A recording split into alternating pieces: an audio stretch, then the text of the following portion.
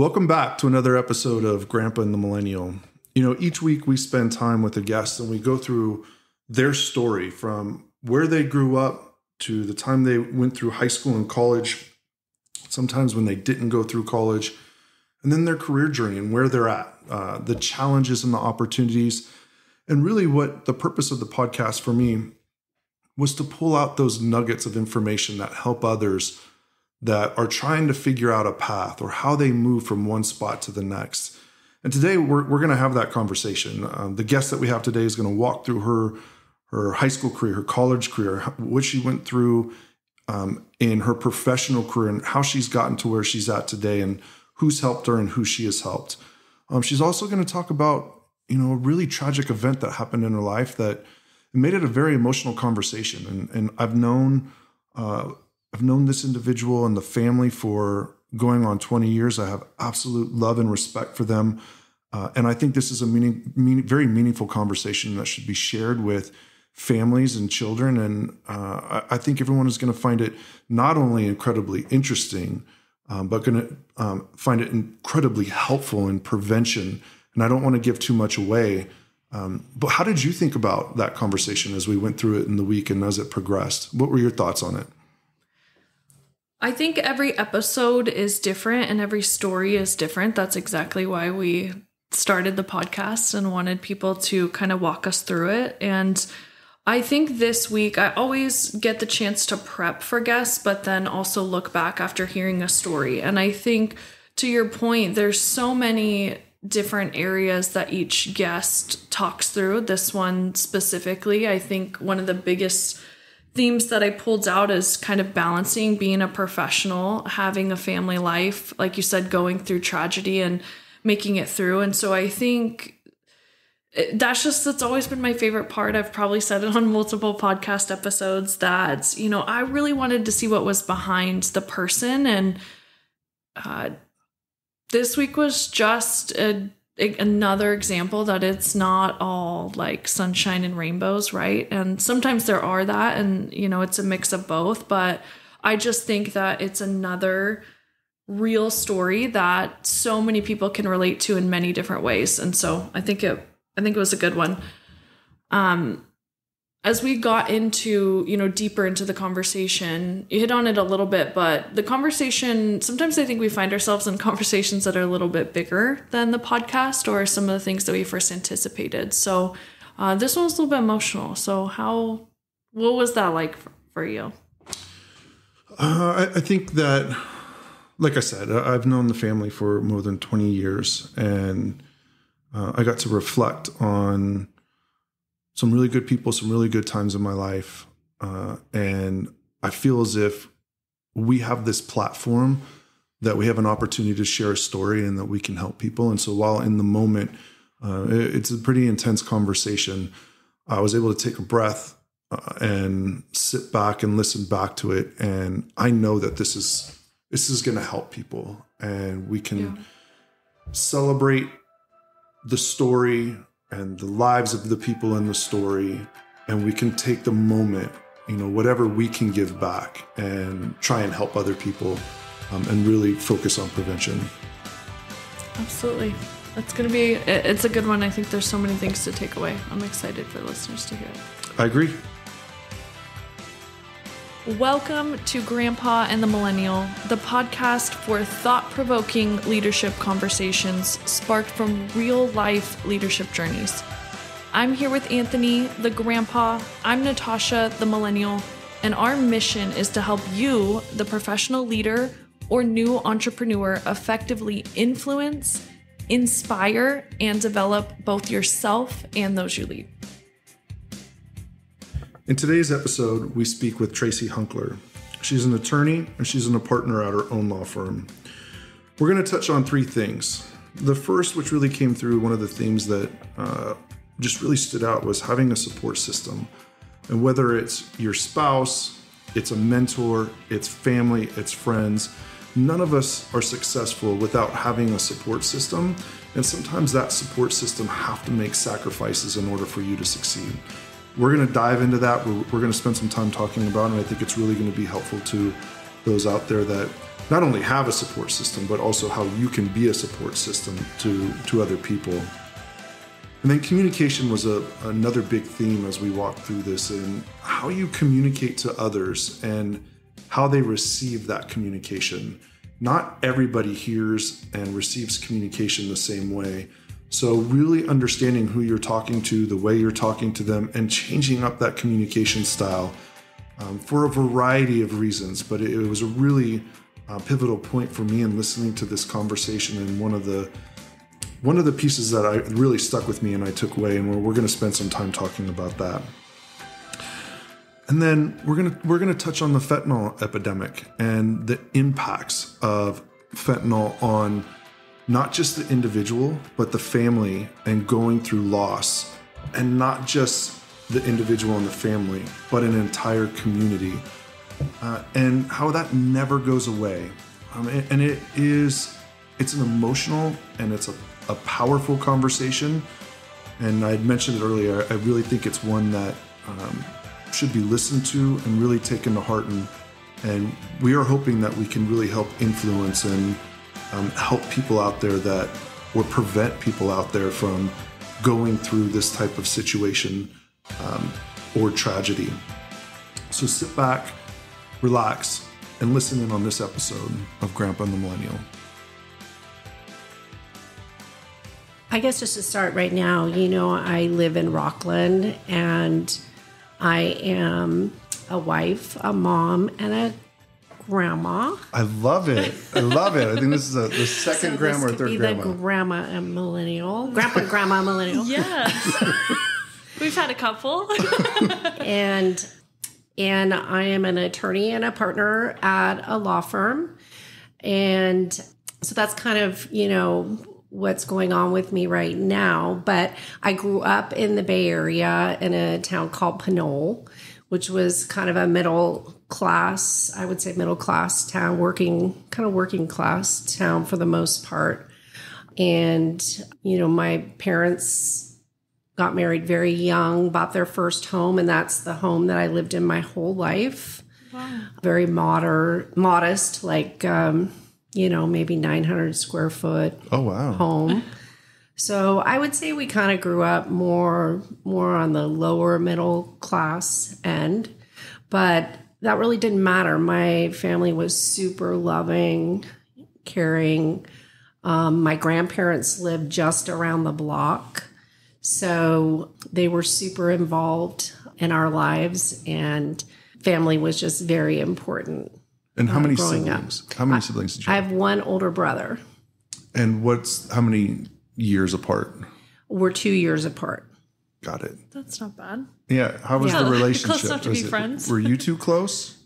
We were close, although, when we were younger, there would be the normal sibling. He would, tackle me and hit me with my own hand, and you get tough with brothers. Fight back, the typical stuff. But growing up, we had very similar friends. He actually dated my best friend. How'd that go? Well, she broke his heart, but she was still my best. She's still my best friend. Those friendships, they make it through a lot. But, of course, he moved on, and she moved on, and he fell in love with his wife, and it all worked out. But, so I feel pretty lucky that we had all the same friend group growing up, and him and his friends kind of looked out for me. And I really wasn't allowed to do a whole lot because I was a girl, and my dad didn't think girls should be allowed. Yeah, I was going to ask you to do much. So was it a strict household? It was for me it was for me and my brother as to our schooling. Our dad picked all our classes that were college prep classes for us because he didn't go to college. He really wanted us both to go to college and to have the classes to be able to do that.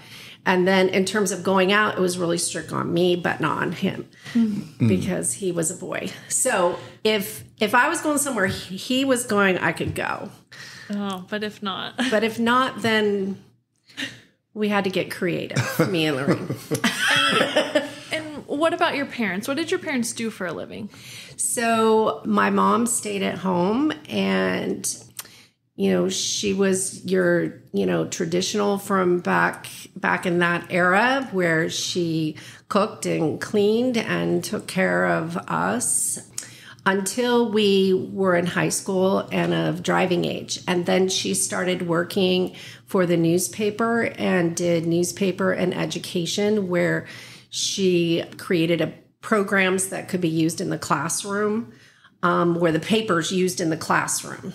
And so like a stock market, teaching people about the stock market through the paper and things like that. My dad worked his whole career that I was alive at Chevron. And he worked his way up without, as I explained, a college degree, to a point within the company that no one had attained without a college degree. And he was health and safety, I don't know if it was supervisor, what the title was. Very interesting. So we've had conversations about the degree, having a degree, not having a degree, and the ceiling. Was that a conversation? I mean, he was driving you to take those college prep classes, but was that one of the driving reasons because of his experience and some of the challenges or that he went through? I think he really regretted not going to college, and he didn't want us to have those regrets. So he wanted to be sure we had the opportunity to do so if we wanted to. And I think he achieved what he wanted professionally, but he had to work a lot harder at it to get there. Yeah, and that seems to be the theme. And I don't have my degree, and the people that we've interviewed, it's been fairly consistent that you feel as if you have to work harder. Whether that's true or not, you feel as if you have to work a lot harder to achieve similar status or placement in a company. Well, I think there's, it depends on what your career path is my take, because some career paths don't necessarily require a college degree. For example, my son Jordan decided to be an electrician. And so he did not need a college degree for that, but he had separate schooling he had to go through. And I think the trades are very important. And though he does talk about maybe one day I want to be an electrical engineer, and he realizes to do that, he would have to go back to school. Right. Yeah, absolutely. That career path, it's definitely going to have an impact on whether you need a degree or not. Right. And with your maybe coming from your dad having that, foresight for you and your brother, were you like that with your children? Is, hey, college is expected or talked about, or were you kind of, it depends on what they pick? I was not that way. I didn't want to do that. I mean, for example, I want to take home ec. All my friends are taking home ec and learning how to cook and do all that stuff. And I wasn't able to do any of that. I had to fight to be able to take typing class, which typing was a big deal back then. It was a very big deal. We took typing class. I took a computer class too. Okay, with typing. No, we took typewriter classes. Typewriter classes, yes. But I had to really sit down and advocate to be able to take that class.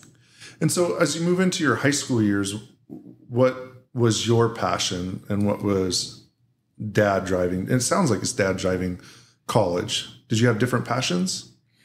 I wanted to go to college too. And schooling was important to me.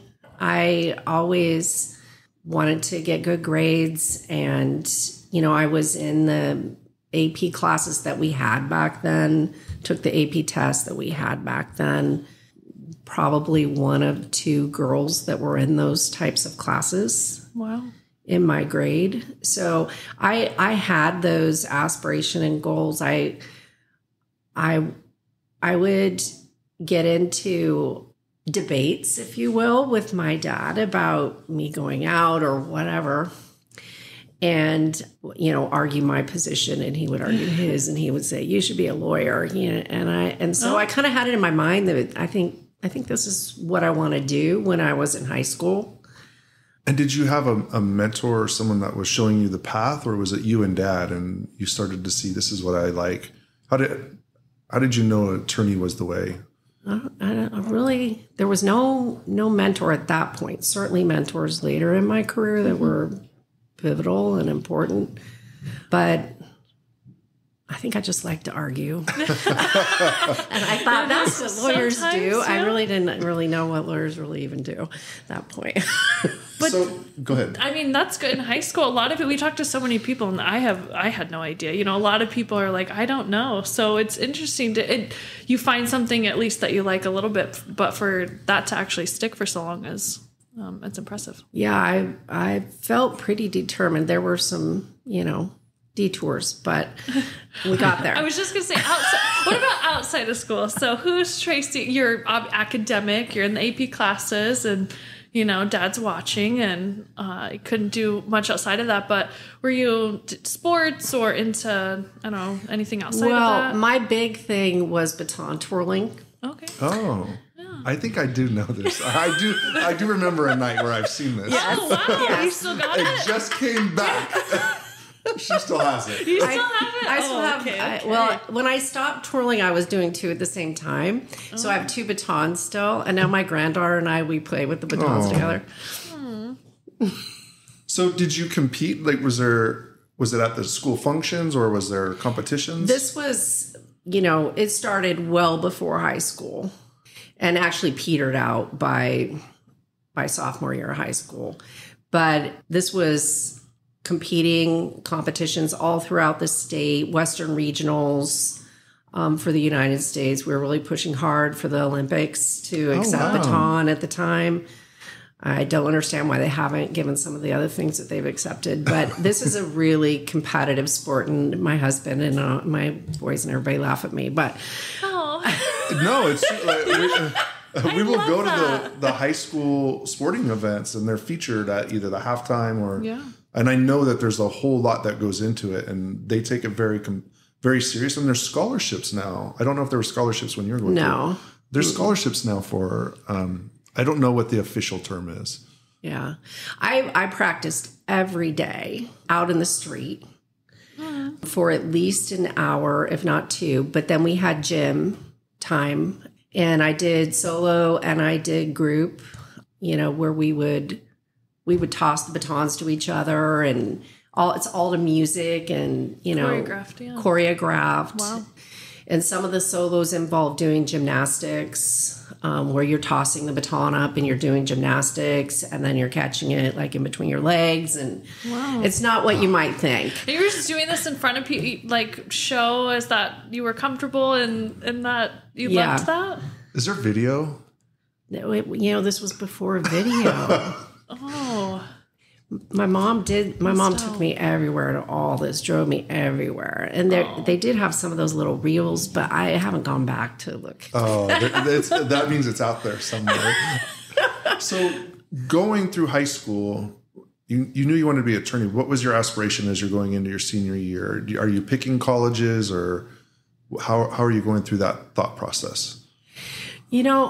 I don't remember a whole lot, the college selection. It just all kind of happened.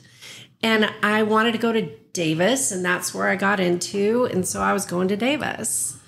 And I just can't remember like I do now for my children or, other people's children, the process. It wasn't complicated. Yeah. It really wasn't like it is now. It's so competitive. Mm-hmm. And I feel so bad for what the kids have to go through now compared to what it was. It was like we filled out a couple applications, took an SAT, and, Maybe you're just an overachiever. No, it really wasn't that complicated then. It's gotten a lot more complicated. Were you somebody who wanted, I think that it's not always just 2 types, but some people are like, oh, I'm getting out of here. As soon as I'm 18 or go to college, I'm going to go far. You said you picked Davis, so that was close. Did you think, I know we've talked to Amy, Anthony's wife, and she's like, yep, I'm joining the Marines from a small town. So were you were like, no, I'll stay close and do that? Or did you feel like you needed to branch out? I really had no desire to go far. Not too far. Me neither. Yeah. I was like, I think that thought never crossed my mind, quite frankly. Yeah. And so were you at UC Davis, were you studying to be an attorney? Was that the path? So I never went to UC Davis undergrad.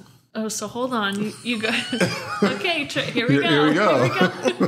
So you got in. You applied with the easy process and got in, but you didn't go. So what happened? It's too easy for you. Decided against it. Well, I was dating someone. Oh, here we go. That's always what happens. And it really was not a good, healthy relationship. But I needed to figure that out on my own. But my parents had put me on restriction from seeing him. Right around the time that I graduated high school, and they gave me a new car for graduation, which was very generous. Not a brand new car, but a car for me. Yeah. And so I did not follow their requests, and I continued to see him and let him drive the new car. And he got a ticket. Oh. And I left it on my desk on accident. And my mom found it. And so my parents were not very happy that, number one, I was still seeing this person that they didn't want me to see anymore, but also that I let him drive the car when he wasn't on their insurance. And so they put me on restriction. This was in June after graduation. They put me on restriction until I was starting at UC Davis. And they took the car away. Oh. So, and I graduated at 17, so I'm 17 at this point. And so I called my best friend, and she's like, no, I'm coming to get you. And she would try to get me to, sneak out of my window at night and stuff when my parents wouldn't let me go, but I never would. But this time she came and I went. And I ended up moving out. Wow. At 17, almost 18? Yeah. Well, this was June. I turned 18 in October. So, okay. And ended up moving in with the boyfriend. And just keeps getting better. And did not go to UC Davis. Wow. Because I had decided I was going to not let my parents control my decisions like that, because they were paying for me to go to UC Davis. So that was my mindset. And they were so forgiving. Interesting. I know now what was happening in their minds, at least my dad's mind, and my dad would influence my mom, I'm sure. My mom was devastated, but I think my dad was like, this isn't going to work out. We know. We just got to wait. Oh. Which they did, and they were right. How long do they have to wait? Good parents. It was less than a year. Okay. And I came running back. My dad was like, when does he work? Tomorrow? Let's get a moving truck. We went and got my stuff, moved it out while he was at work. My parents were so accepting and welcoming me back, and not mad, which they very well could have been. And I learned lessons from that, from my own parenting situations. Yeah. So a year passes, and so what's the decision making? Where are you at now? So I was working full-time in San Francisco at a plumbing wholesale company, doing accounts receivable. Was that your first job? I worked at Burger King my first job. Okay. I sold pizza. My best friend got me that job. Mine too. But while I was in high school, I started working for a plumbing wholesale company, and part-time. And then I ended up getting this transfer to their San Francisco office full-time. And I was making pretty good money for, 18. And I was going to junior college too. I went to junior college for a little bit, and then I went to San Francisco State for a little bit, but not taking full load or anything like that. And so when all this happened with my boyfriend, I sat and I'm like, now I need to get back on path. I want to get to college. So, but I started looking, where can I go that I can afford without my parents controlling it? That was my big thing. And so Davis was not in the cards. I could not afford that. But, and I was looking for pre-law programs at this point, and Chico State had one, and I could afford it. And the place I was working had a branch there that I could get a job and work part-time, and they would just let me come and go around my class schedule.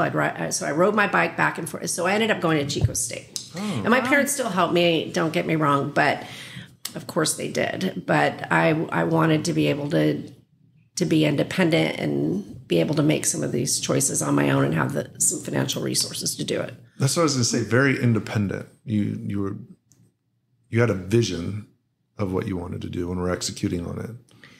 Yeah, there were just the little hiccups I had to, the lessons. Had to learn on my own that kind of derailed it a little bit. So I'm always fascinated, and we get feedback from people that listen, and my kids listen to everyone, and they're going to listen to you, Tracy. And so when your process, when you're going through that and making those decisions, are you somebody that writes it down? Is it all in your head?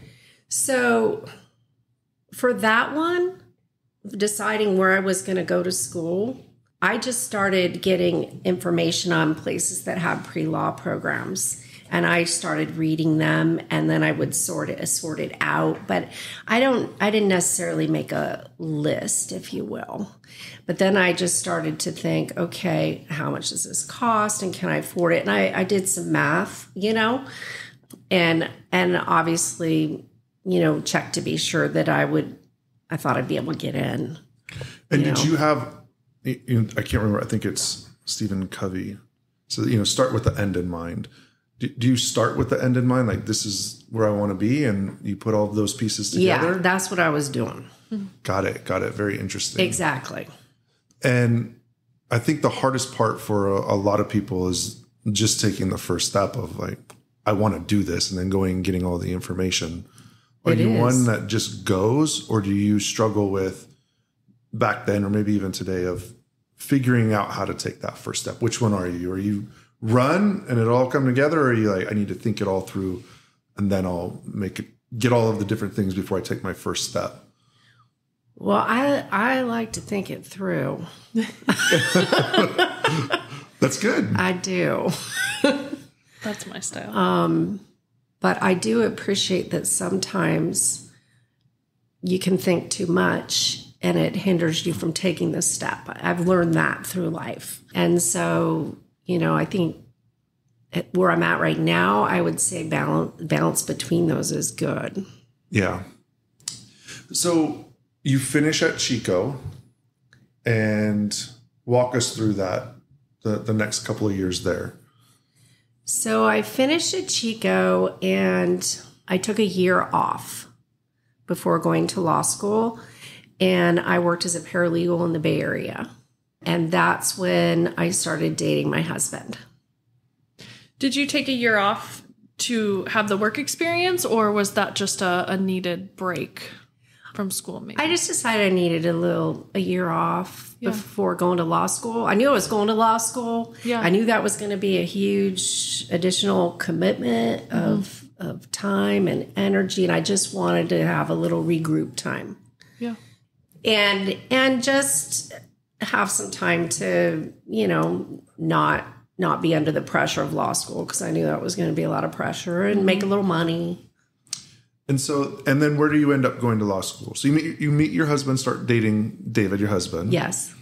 How old were you? Sorry, at this point? So I was 24. Okay, 20s, yep. Okay. Yeah, 24. Oh, so it's interesting. There seems to be a couple of different camps in that 22 to 30 right now, where I know exactly what I want to do, like you did. I'm going to be an attorney, and I have no idea what I'm going to do. It's just an observation. I feel like I was kind of lucky that I knew what I wanted to do because it can be so hard. Yeah. But yet you can learn a lot when you're trying to figure out what you want to do, Yeah. But I was pretty focused on a goal. And where do you go to law school? Where did you end up going to law school? So there I branched out a little bit further, but stayed within the state of California applying. I applied a lot of places. Yeah. But as you can probably appreciate, my number one choice was UC Davis, because that's where I really regretted that I never went to undergraduate school. And so UC Davis, however, had never accepted a Chico State graduate before at the law school. So I knew it was a long shot. But my essay to UC Davis was very personal about why I wanted to be there. And I got put on the wait list. Was that an accomplishment at the time, just getting on the wait list? It was for me. Yeah. And I ultimately decided to go to Santa Clara University. I had a scholarship there. So my husband and brother moved me in an apartment there. School was starting on Monday. And on Saturday, I got a call pulled from the wait list for UC Davis. Oh my goodness. And I said, absolutely. There was no question in my mind. Now, my husband and my brother weren't particularly happy about having to move me again because I'd kept my stuff in Chico at storage. So we'd gone to Chico, moved it to Santa Clara. Now they had to move me to Davis. But as it turns out, my husband says for some reason he just felt like Santa Clara was too far and he didn't know if our relationship was going to continue. He never told me that. He was in Chico? No, he was in the Bay Area. Oh. I don't know. It was just in his mind. But he said, once you decide to go to Davis, I felt like, yeah, okay, we can make this work. When did he tell you that? Oh, maybe the last 5-6 years. Oh, yeah. Wow. Hold on to that one. Well, it worked out. He went with me and toured schools in San Diego that were gorgeous. And he was just dead silent when we were touring them. So he was incredibly supportive of you. Oh, my goodness. He would have sacrificed to see you successful. Oh, he sacrificed a whole hell of a lot and put up with a whole hell of a lot because we got engaged while I was in law school and we were living together. And law school's tough. And he was so supportive, but like you wouldn't believe.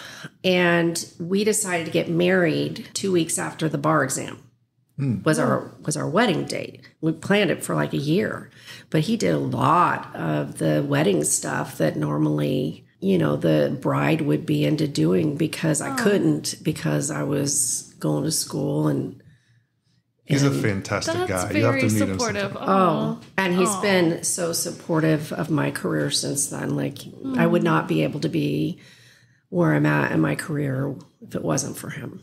Wow. It's incredible. He is an incredible, I know he's going to listen to this, Dave. I love you. He's a great guy. You get your dream school. You go through, you get engaged, and then you get married 2 weeks after the bar. Sounds like that was no problem for you. Just passed the bar. Like no big deal. Overachiever. I thought she was going to say, actually, that's not how it went. That one worked out, thank goodness. And so then you're in the mid-20s, you're married, and where do you go off to work? What's that look like? So when you're in law school, often, what you'll try to do is get a summer job in between your second and third year of law school at a firm that you think you might want to work at once you graduate. And then, so they have what's called summer associate programs. And so it's your chance to kind of check out a firm and see what you think about it. It's their chance to check out you, see what they think of you. And if you like them, the goal is to get an offer to come work there after you graduate. So you go into your third year of law school and you already know you have a job. So I worked at a firm over the summer of my second and third year that I really liked and enjoyed, and I got the offer. So that's where I started working as a lawyer in downtown Sacramento in the Wells Fargo building. I still can remember my first day in my office with the window looking out, thinking, am I really a lawyer? You know, it was pretty cool. It's That's incredible. a moment. Yeah, it's incredible. And so what kind of law are you practicing at that time? So whatever they asked me to do. But pretty much litigation. And so give us an example of your day-to-day. So most of it was medical malpractice, actually. Some contract disputes, business disputes. But the firm had a heavy medical malpractice expertise. And was it something that you had this dream for so many years and now you're doing it? Is it what you expected? Were you like, this is what I was meant for? Yeah. Yeah, I really liked it. I did. And what was it that you liked about what, like, obviously we're not on video, but your face just lit up. There's a big smile. Well, it's challenging. You get a problem and you get to research it.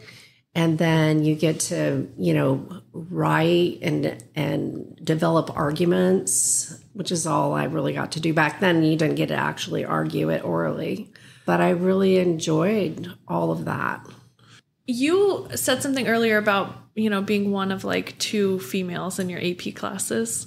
So just curious, as far as law school and then in the law firm, was the ratio of male to female, I mean, was it any different? Was it normal? Was it tougher on you?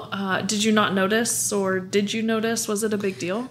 Law school they were very diverse at our law school class. So that was really good. They did a great job of, going through their process and ensuring that we had a lot of diversity. And I appreciated that. The first law firm I worked at had no female partners except for one who was on leave and was kind of like on long-term leave.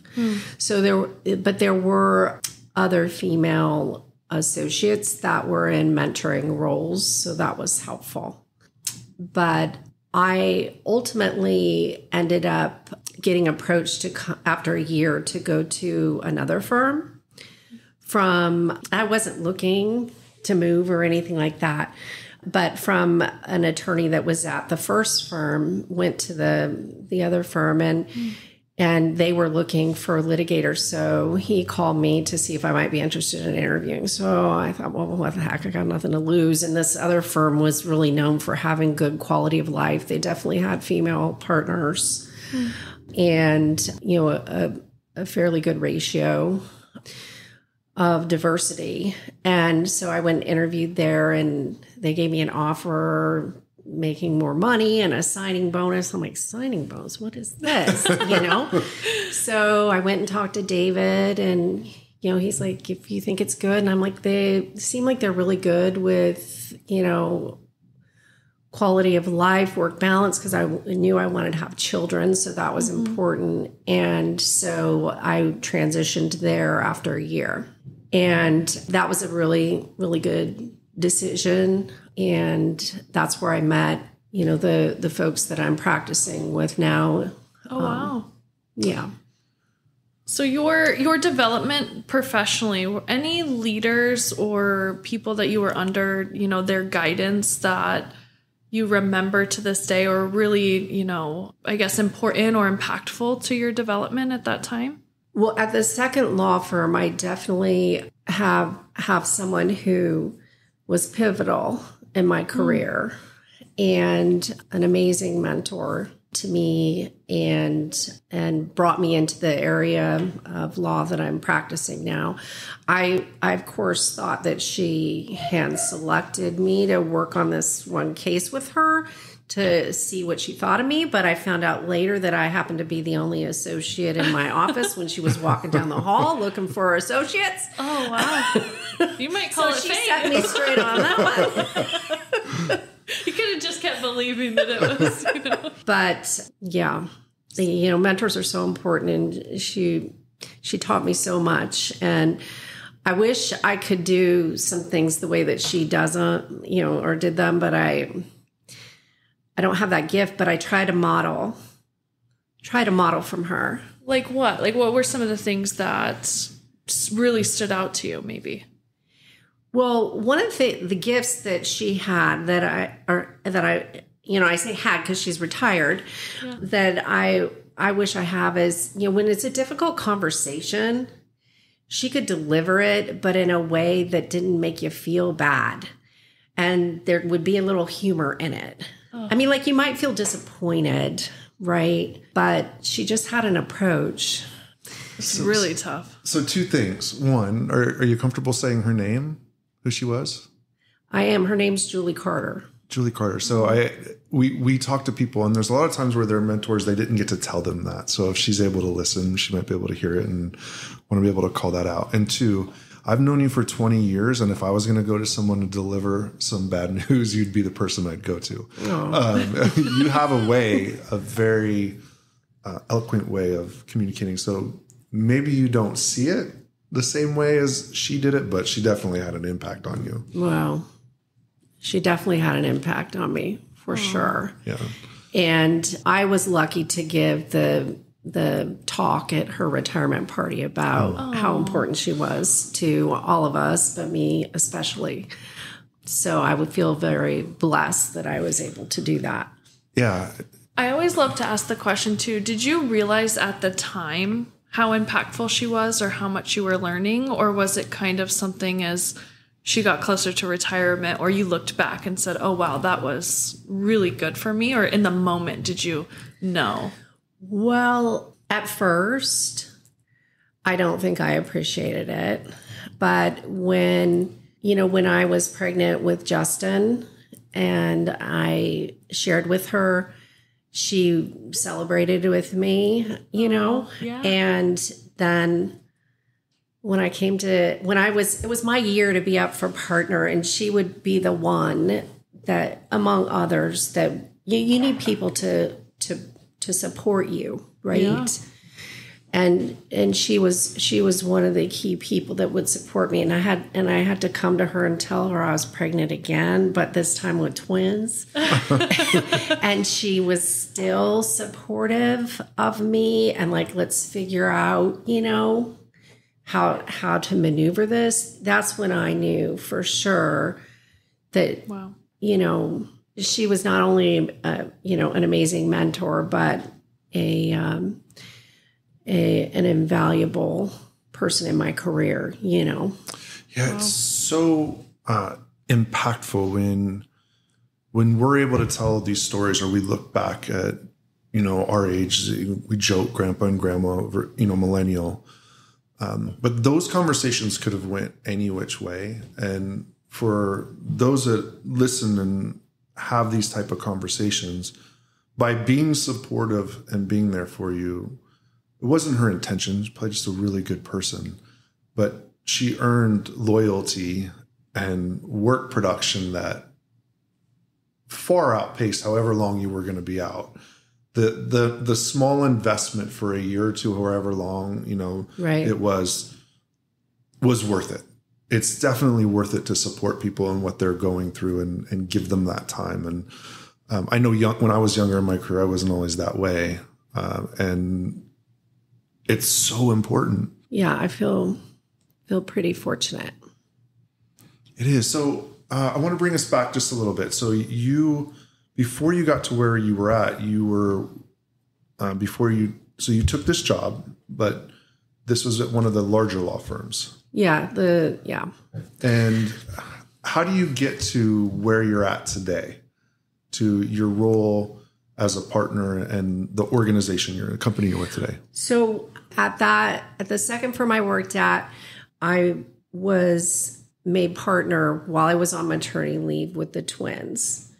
And I felt, and I'm probably the first person to be pregnant and on maternity leave and making partner at that firm, or maybe a lot of firms. I feel like that says a lot about the firm and the character of the partnership. And hold on real quick, because I have to go back because we didn't address this. Right. Did you end up being the first Chico graduate into Davis? Were you the first? Yes. Okay. And now you make partner with twins. First female. Yes. Okay. Oh, well, maybe not female, but pregnant on, Yes. In making She's like, wow, I really have my resume. I don't even have that on there. In making partners, so for those of us not, is that just like the head attorney, or is that your kind of top dog? What, like, partner, what exactly does that mean? So when you make partner, then if it's traditional, you then have an equity interest in the business. Okay. And it's just a matter of what percentage equity interest you have. There are some firms that have non-equity partners, but at least at that point, the firm just had equity partners. Got it. And so this is career-wise, this is top of. That's what you're working so hard for sure. And how old were you? If you say 30 or younger, I'm going to... No, I was 35. Okay. 35. That's 35. still young. Okay. And so you're pregnant with Justin or the twins? The twins. The twins. Okay. And so I had them. I made partner while I was on maternity leave. So I had the twins the day before I turned 35.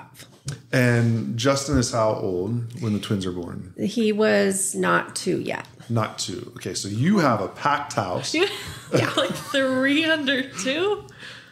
Your partner, how are you balancing life here? It was tough. It was very tough with a lot of support. Yeah. And, David was amazing. But we had family that came, and my mom and dad came and lived with us. And, it takes a village, but I didn't think we were going to make it through that first year. Did it change your, becoming a mother, did it change your mindset on your career or professional life? Well, it definitely it reinforced that I wanted that work-life balance and how important that was, which was on my mind beforehand because I knew I wanted to have a family, but it just reinforced it. But didn't make you think like, okay, I'll stay home. You still wanted to do both, right? And we ultimately we were able to work it out where I was on leave, and then David took leave, so we could spread it out a little bit. And then we ended up having a nanny for a bit, and that did not go so well. And our oldest, Justin, had some challenges with that, and it was recommended that one of us stay home.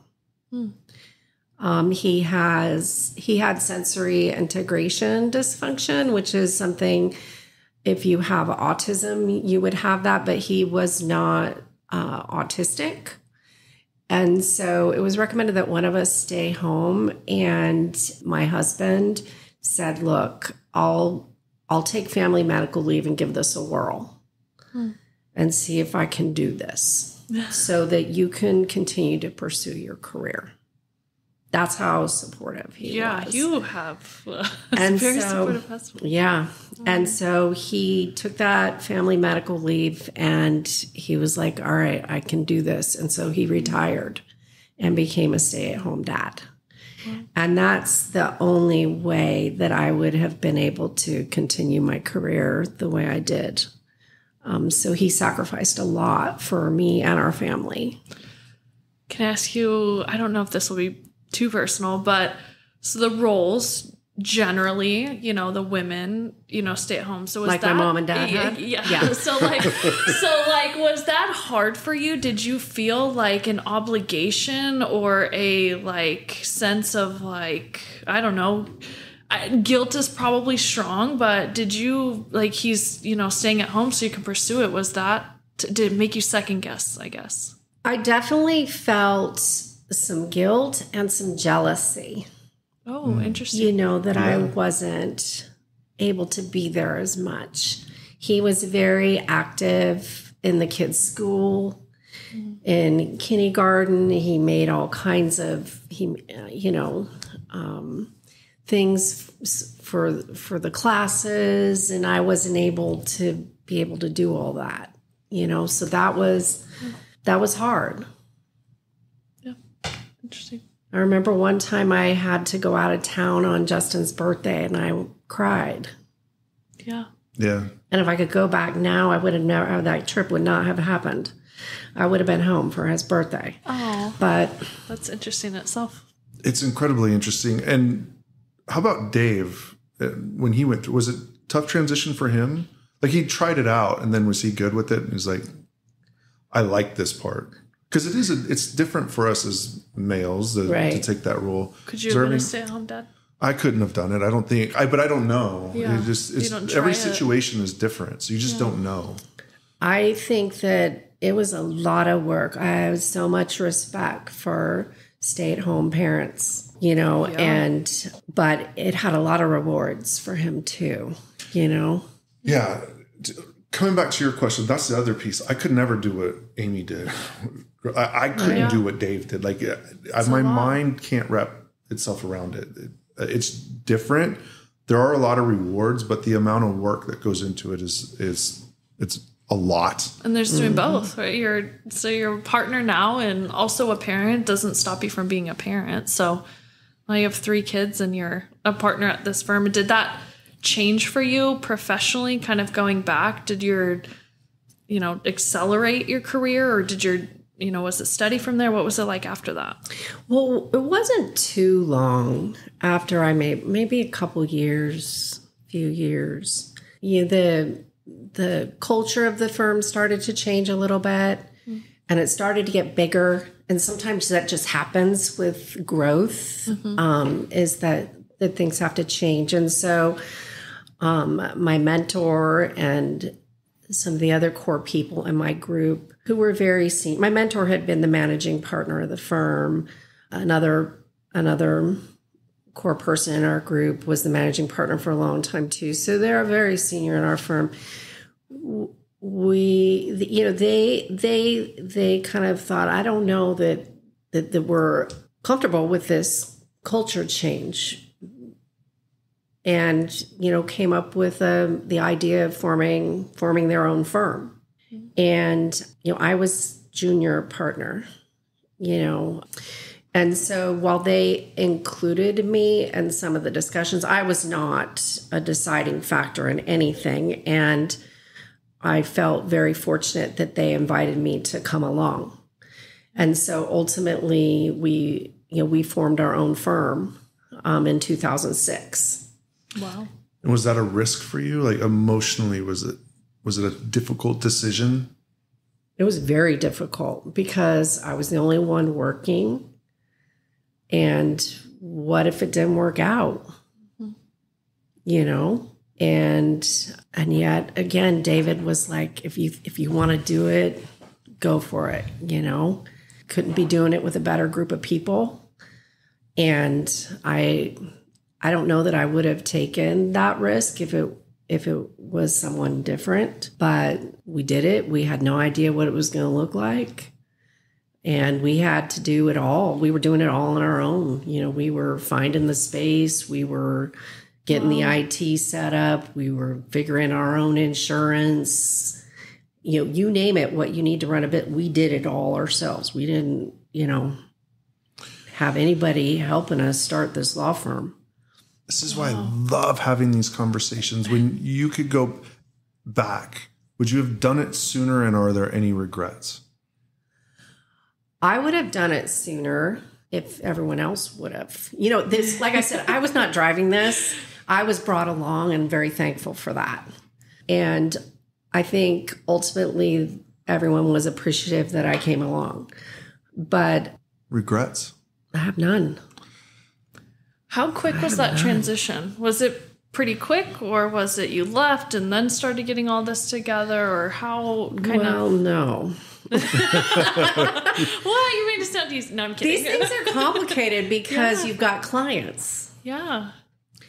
And that need to be serviced, right? And so if you can't stop helping your client because you need to get a business up and running. So we had everything set up before we gave notice. And if we were told that day, you guys need to leave now, we were ready.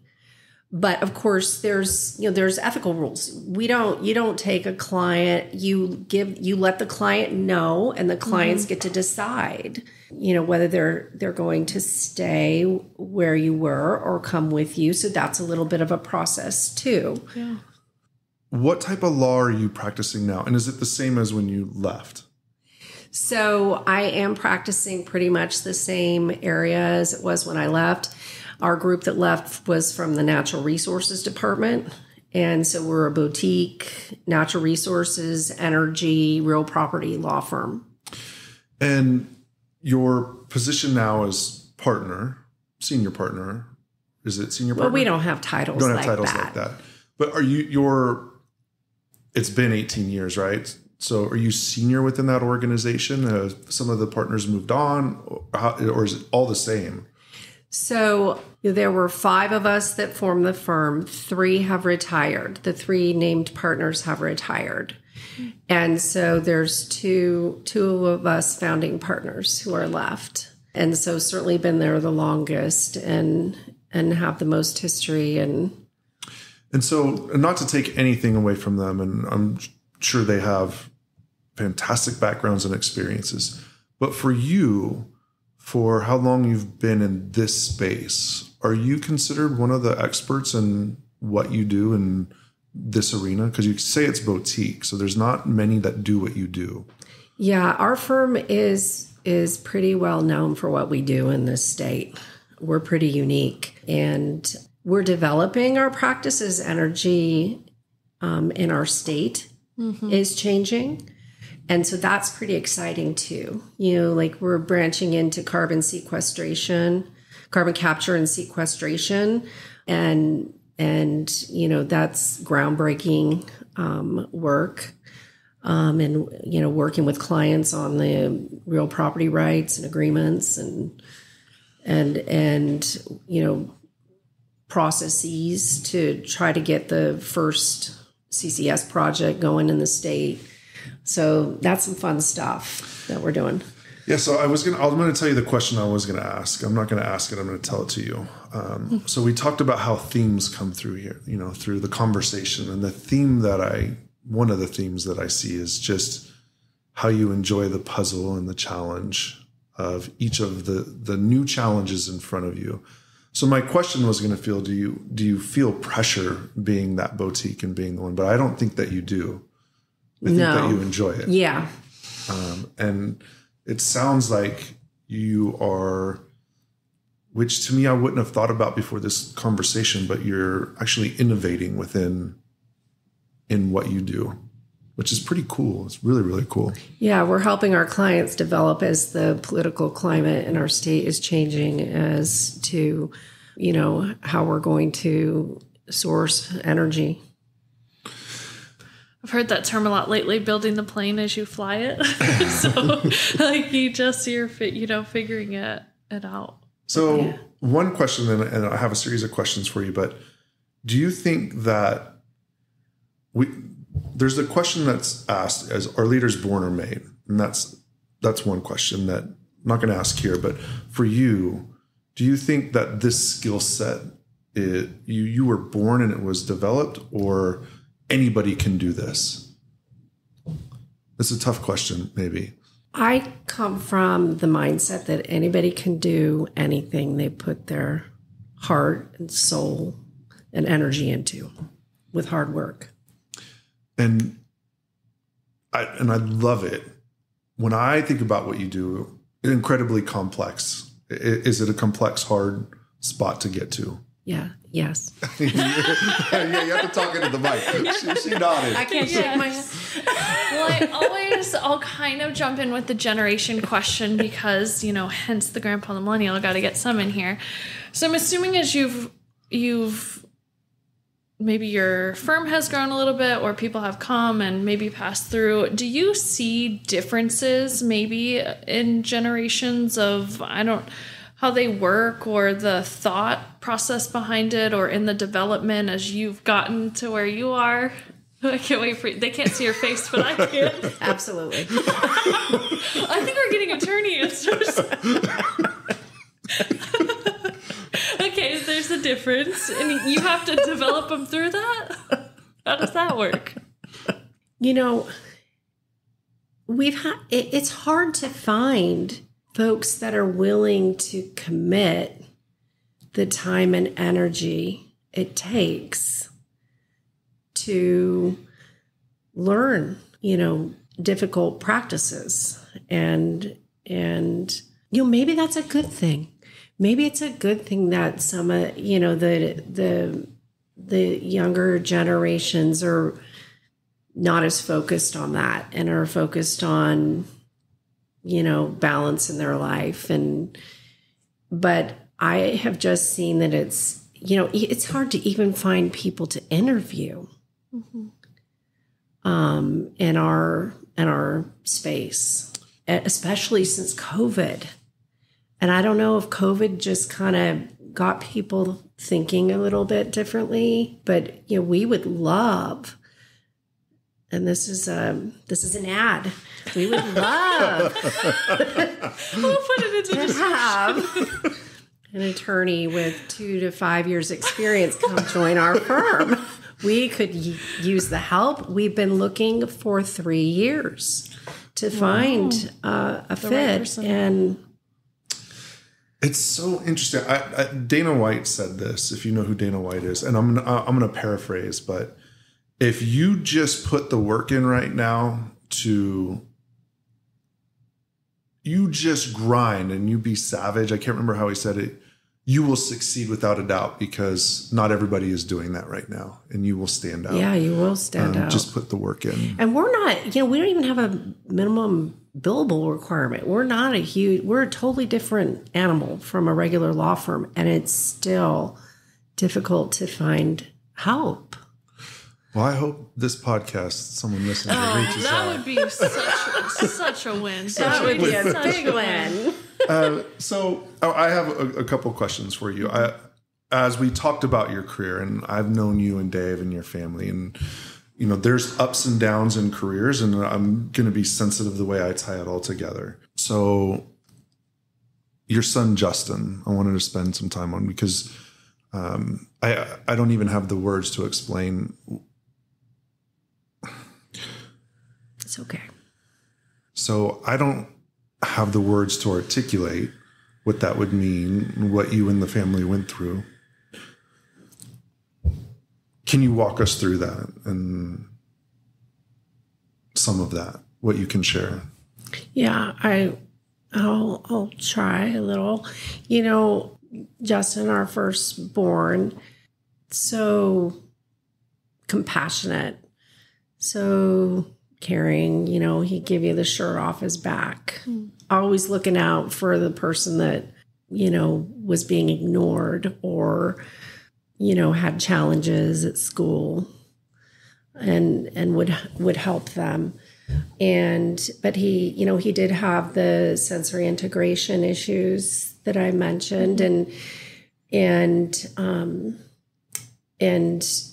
sports really helped him a lot with that. And so he got into basketball, and he did really well in basketball, and enjoyed it a lot. And his brothers played basketball. It was fun when they would all get to play together. But, in high school, things got challenging for him towards the end of high school. He had some circumstances, some relationships, that things happened that were just overwhelming for him. And he would always talk to me and open up to me his whole life, and about those two.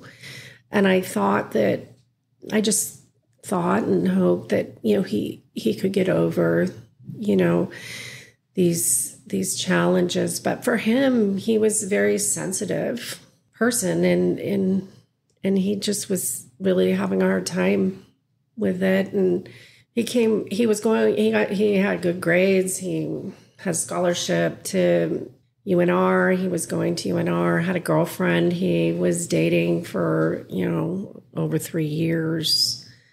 Love of his life. They were there together. but he came back to see me for my birthday. And he ended up taking something that was poisoned with lethal fentanyl, and it took his life. And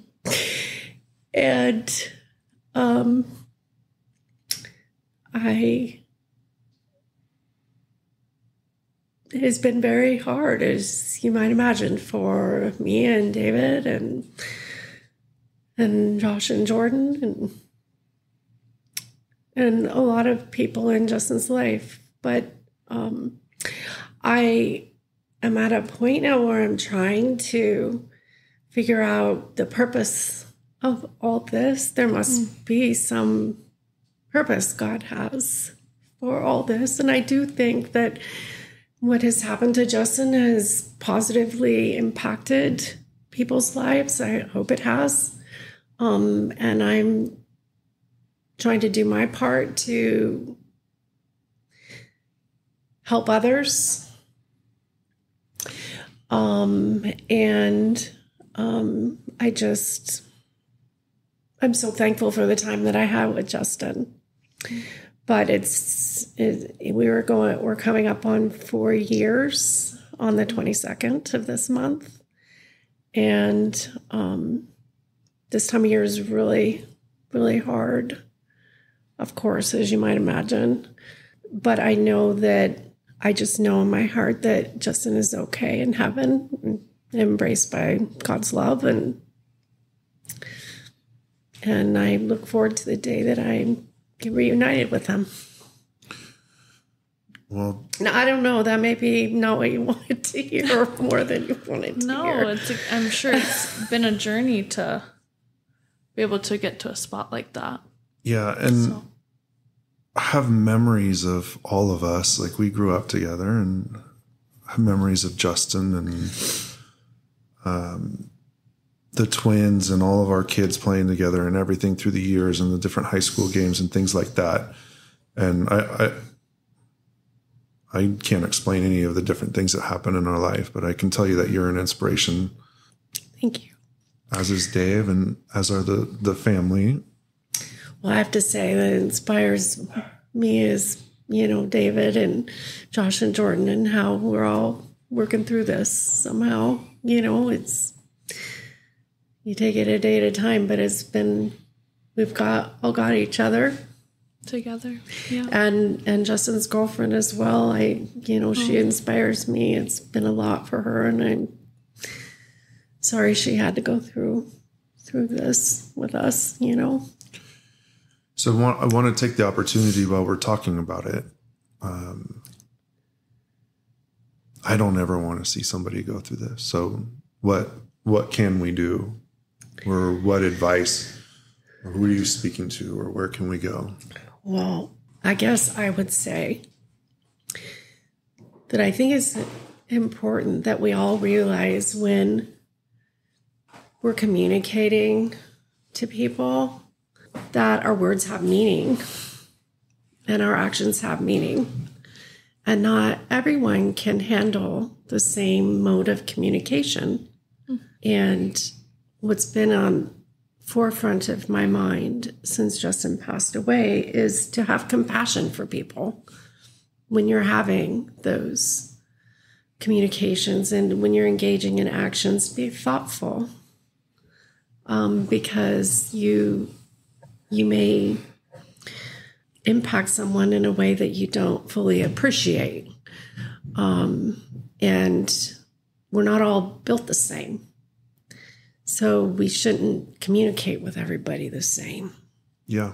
And for you and your family and those that go through this type of experience, what's advice? Like, if it's one thing when we have family members that have lived to age of 100 and we go through the mourning process, and if we work with someone or we have friends, but losing a child, and what's your advice to those that are friends and families of the Tracys and the Daves, and after the fact, as we're living with you and going through it?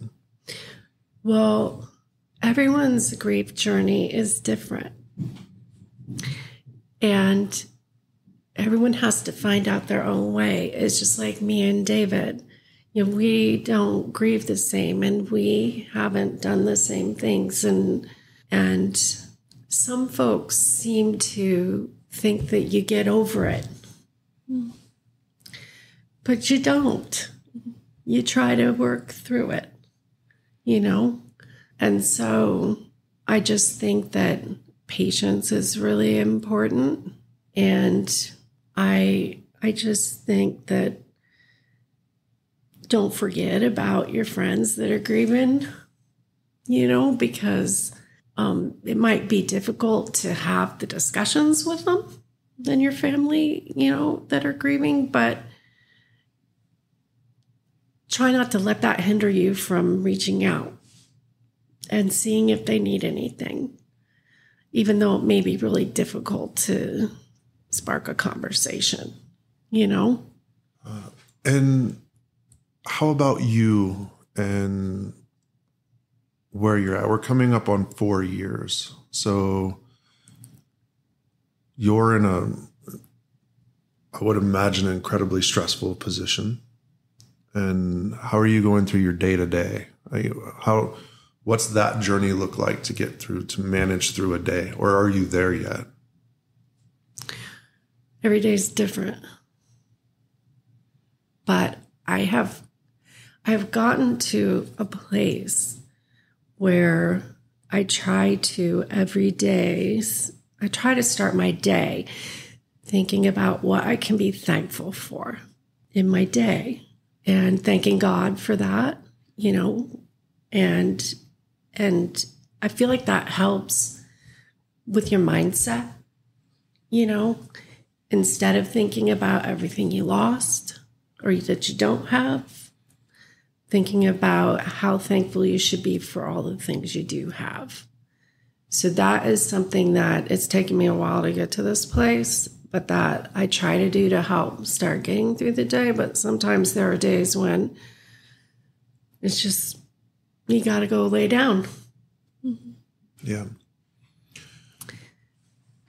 We were talking about seasons before. We were joking because we're close in age, and it's telling Natasha this is, you start talking about seasons when you get older. Is that part from Justin? Is that as you look at life, are you looking at chapters and seasons because of the way things, or is it just because we're getting older? Well, no, definitely. I will never be the same person that I was before Justin passed away. Yeah. Things are different, and some of that I think is good. I think I have more compassion myself as a result. And I'm thankful for each day because you just don't know what you're going to get the next day. So I'm very, very much value my time with my family. And I definitely view this as a new season for sure, that we're navigating. And where's Tracy in 10 years from now? She's probably still working.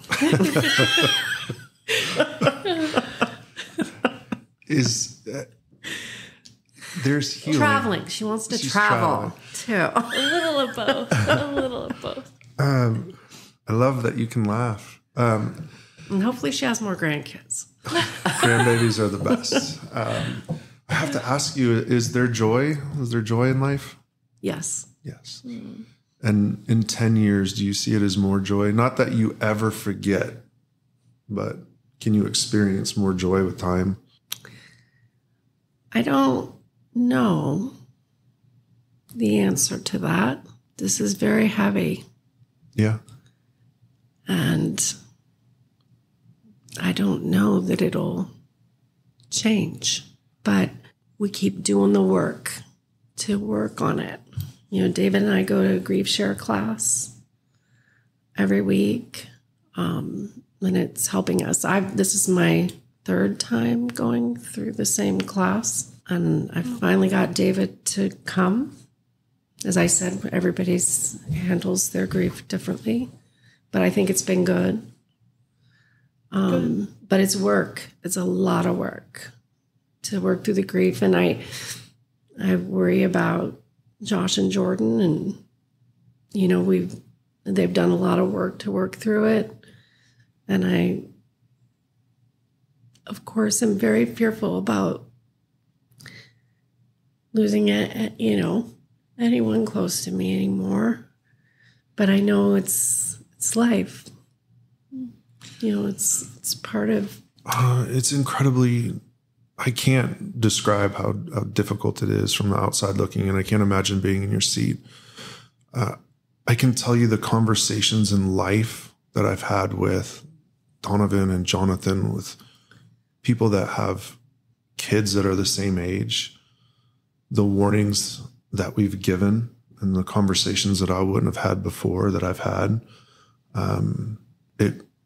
It has an impact sharing the story of prevention. And while this podcast is, typically around professional and leadership, which all of that you embody,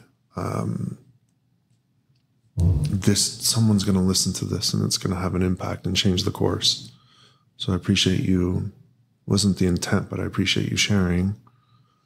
Yeah, and I also am trying to help other parents with children that are having, emotional struggles. There were groups that helped me, and now I'm trying to help them. I think that human connection is important, and if we can talk and share and connect, we can help each other and make positive changes. Yeah, I believe that you have to talk and have to share and have to grieve. And if you can do it within a community, I think it helps. Obviously, it doesn't go away. Questions? Normally I have staple questions, but I think, yes, I know. But for anyone listening, I think some of those are, there's so many things there that you can take from it. So I think there was a lot of good pieces of advice and looking back. So maybe just that. I mean, everything that you just said and, having perspective after a really, something so tragic. But any other, pieces of advice or things that you'd want to leave somebody listening with? It's okay to make mistakes. If you're struggling, reach out and just be compassionate with people in your life and forgiving. It's incredible advice. And, as we're coming to the end of the conversation, I said it a couple of times. You're incredibly inspiring. Your story, as I listened to this story and we talked about themes, is not defined by any one moment, any one event. Obviously, some way more than the other. But when the reason we started this was to help people as they navigate wherever they're at in their career or their life, to say, how did that person get to where they're at? Was it traditional? Was it through a different path? And everyone's path is different. And you have an incredible story. And what you're going through now and forever is, I don't know that inspiring is the right word, but you inspire me. And so, thank you, Anthony. Yeah, I appreciate you taking the time to talk with us and spend the time with us, to sit here and talk about Justin, even though there's tears. And we talked about the fence before. I remember I can remember the jump houses and at our birthday parties. Yeah. And and the games and the times. And so many good memories, and such a sweet, sweet, sweet young man when he passed, but his whole life. Amazing. And all of your boys are amazing. I Jordan and Josh, I haven't seen them on the basketball court in a while, but I see them at Cal Fit, give them a hard time. But an amazing family and amazing memories. Thank you for coming over and spending time and talking about it. Oh, thank you for inviting me, and I hope it was helpful for someone listening. I want to be helpful, and if anybody listening is having issues or challenges and they want to talk, I'm always open to talk. So you have been incredibly gracious with sharing your story and your time and all of the feelings and emotions that go with this experience. And the fentanyl epidemic is not going anywhere, and it's impacting millions and millions of people. So if you and the family had, a message that you'd want to send to those out that are listening, in addition to what you've already said, what would that message be? I think it's important that everyone understands that we're in the middle of a fentanyl crisis. The substance is being used as poison, and it's taking the lives of our friends and family. David and I, unfortunately, are learning more and more about others who have been impacted by this crisis. And we just want to say, be vigilant. You can't trust that this hasn't been added to something. And, protect yourself, protect your family, and protect your friends and your loved ones. Thank you. Thank you. And I'll add, I did not know the story as, even as closely as Anthony. And, today we prepped for the podcast and we talked for a good hour, right? And I heard you laugh, and you have an infectious laugh. I don't know if you've heard it, but heard people say that. Yes. And so I just I'm just lost in conversation and listening to you laugh, and then we get to a spot, and I saw you cry as well, and I think that going into the podcast, we expected, conversations, but we weren't quite sure, how meaningful or how much they would resonate. And, sometimes I want these big fancy words, but, life is tough. It's just hard. And, so to be impressed with your story, just being a woman in business and in leadership and being a mom and somebody in a career, and all of that is impressive. And then to make it through something and be even able to find some type of positivity or silver lining, as Anthony said it, inspiration is probably even a little bit less. So thank you so much from, a stranger. I know you've listened to some podcasts, but for me, thank you, Natasha. Very, very meaningful. So thank you for being here and being open to share something so personal. I appreciate you. Thanks. Okay, Natasha, you want to close us out? Close us out. All right. Gramps Millennial and Tracy out.